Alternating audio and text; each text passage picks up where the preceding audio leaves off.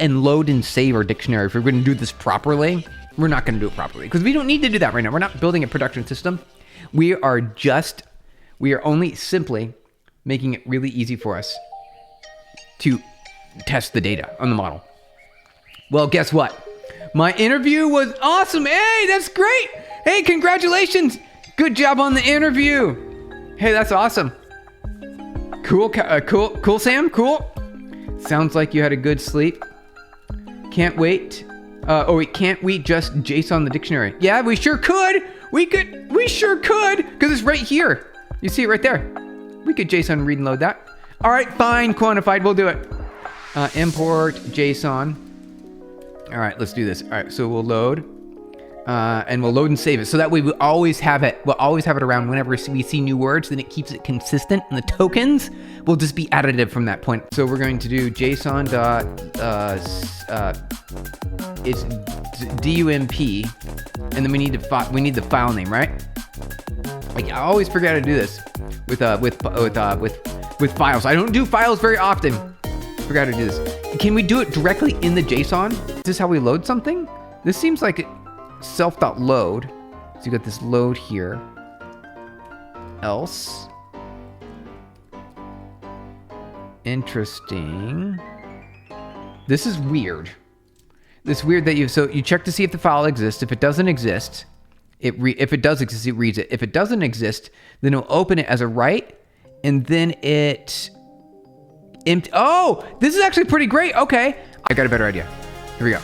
CJSON update. We'll actually bring it back. However, we need the actual dictionary itself. Where's the internal state for the dictionary? Where do you have that? Where's this at? Config name, load. Where's the actual dictionary? Load self, config data. Here's the actual dictionary. So I need this. This is what I need right here. Okay. So we're going to change this method here. We're going to say dictionary. And we're going to say dot update dictionary return. That should do the trick now, right? Are we good now? Hey, there we go. We fixed it. Okay. All right, we fixed it. So now we're using your library. And we can make it work with our own dictionary creation generation thing. There we go, you guys. We fixed it. All right. Let's see here. Why not rename the method? Oh yeah, so that it doesn't conflict with the built-in. Yeah. I see JSON. Okay, so load. Is there a save? There's a write. Okay, there's a write here. So how do we trigger write? What's the appropriate way to write? Oh, it does it there. Oh, got it. Okay. So it auto writes. So we need to do the same thing again here. So for our update method, we'll do this and we'll write it. So I'm just gonna rewrite your update method here.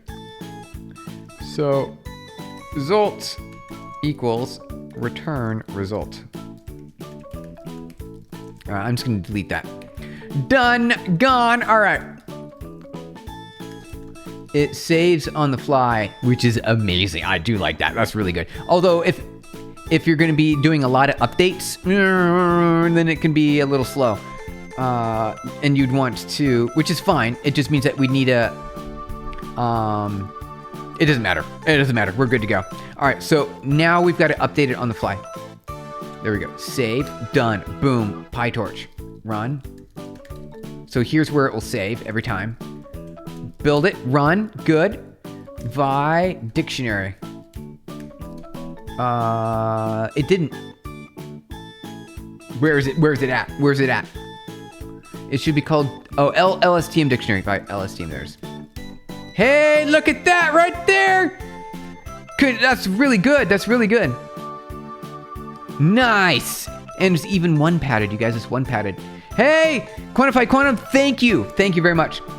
How's it going there, jealous of my dining? Welcome on in. Thank you for clicking the hype.